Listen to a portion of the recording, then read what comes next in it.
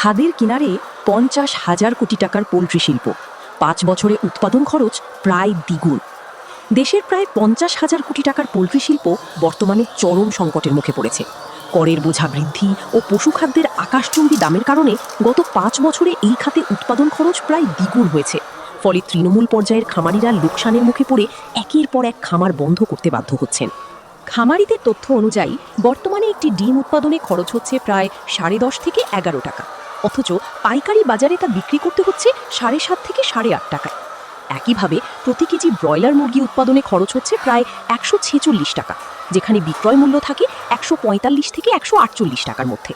এতে করে উৎপাদন খরচের সঙ্গে আয়ের কোনো সামঞ্জস্য থাকছে না। বারবার খাদ্য দাম বৃদ্ধি করতেছে, এর দেখার কোনো মানুষকে আমি পাইতেছি না, কোনো কর্ণধার পাইতেছি না যে আজকে এই পোল্ট্রি সেক্টরের এই মুরগির দামটা বাজারটা নিয়ন্ত্রণ করবে। সংশ্লিষ্টরা বলছেন, খামারিদের মোট উৎপাদন ব্যয়ের 75 থেকে 80% খাদ্য খাতে ব্যয় হয়, কিন্তু খাদ্য উৎপাদনের কাঁচামাল আমদানি নির্ভর হওয়ায় কর ও শুল্ক বৃদ্ধির সরাসরি প্রভাব পড়ছে উৎপাদন খরচে। চলতি বাজেটে কর্পোরেট কর 15% থেকে বাড়িয়ে 27.5% করা, অগ্রিম আয়কর এআইটি 1% থেকে 5% উন্নীত করা এবং অন্যান্য কর বৃদ্ধির ফলে পরিস্থিতি আরও জটিল হয়েছে। আসন্ন বাজেটে যদি আমরা পোলট্রি ইন্ডাস্ট্রি, ফিশারি এবং লাইভস্টক ইন্ডাস্ট্রির যে চাহিদাগুলো আছে, দাবিগুলো আছে, সেটা যদি আমরা পূরণ করতে না পারি, সেক্ষেত্রে যে তৃণমূল পর্যায় থেকে শুরু করে যারা খামারিরা আছেন তারা বাজার থেকে ছিটকে পড়বেন এবং তথা টোটাল যে আমাদের যে প্রাণীজ চাহিদা আছে, পুষ্টি চাহিদা, সেটার উপর একটা বিরাট ইম্প্যাক্ট পড়বে।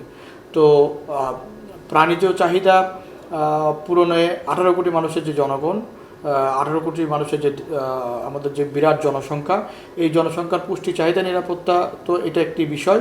সাথে সাথে আপাময় যত খামারিরা আছে, তৃণমূল খামারিরা, সেটাকেও টিকিয়ে রাখা এবং গ্রামীণ অর্থনীতিকে টিকিয়ে রাখা, এটা আমাদের দায়িত্ব এবং আমি কর্তব্য মনে করি।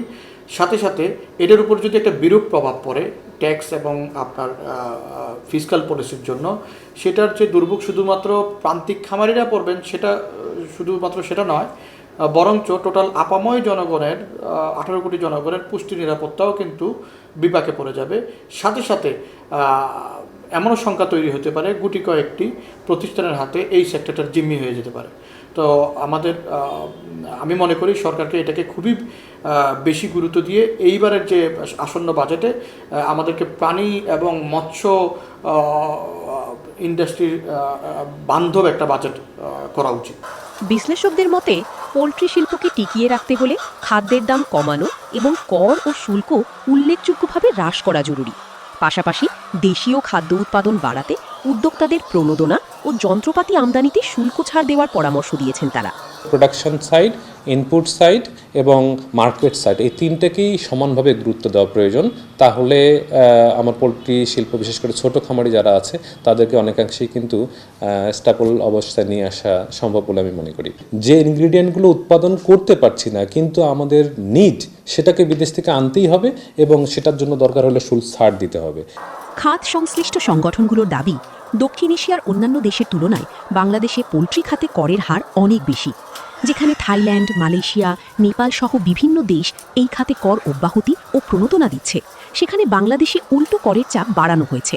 থাইল্যান্ডের ক্ষেত্রে 0, মালয়েশিয়ার ক্ষেত্রে 0, পাকিস্তানের ক্ষেত্রে 7.5 থেকে 15-তে আছে। বাংলাদেশ যেখানে 15% ছিল, কেন 7.5 এসে চলে যাবে, এটা আমাদের একটা দেখার বিষয়। এটা আমাদের দাবি যে 15%টাই বহাল থাকুক, যেন আগামী দিনে আমাদের ব্যবসা করার আরও সুযোগ থাকে এবং আগামী দিনের তরুণ প্রজন্ম উৎসাহিত হয় এই শিল্পে আসা। এবং খামারির দিকটা যদি দেখি, ফিডের খরচ কমলে এবং অন্যান্য খরচে যদি আমি রিবেটের বিষয়টাও এখানে আনি, ইলেকট্রিসিটি রিবেটটা যদি আমাদের খামারি পর্যায়ে 20% যে রিবেটের একটা সিদ্ধান্ত নেওয়া হয়েছে সরকারের পক্ষ থেকে, এটা যদি আমরা সত্যিকার অর্থে বাস্তবায়ন করতে পারি, এটাও একটা বড় প্রভাব পড়বে ওনাদের খরচে। কিন্তু দিনের শেষে যে ইনপুট কস্ট, ফিডিংটাই আসলে মূল প্রাধান্য আমাদের দিতে হবে, যেন আমাদের দেশের প্রান্তিক খামারিদেরকে আমরা আজকে রক্ষা করতে পারি এবং আগামীতে উৎসাহিত করতে পারি এই শিল্পে চলে আসা। প্রায় 60 থেকে 70 লাখ মানুষের কর্মসংস্থান নির্ভর এই খাতটি ধসে পড়লে দেশের গ্রামীণ অর্থনীতি বড় ধাক্কা খাবে বলে আশঙ্কা করা হচ্ছে। একই সঙ্গে সাধারণ মানুষের সহজলভ্য প্রাণীজ আমিষ, ডিম ও মুরগি নাগালের বাইরে চলে যেতে পারে।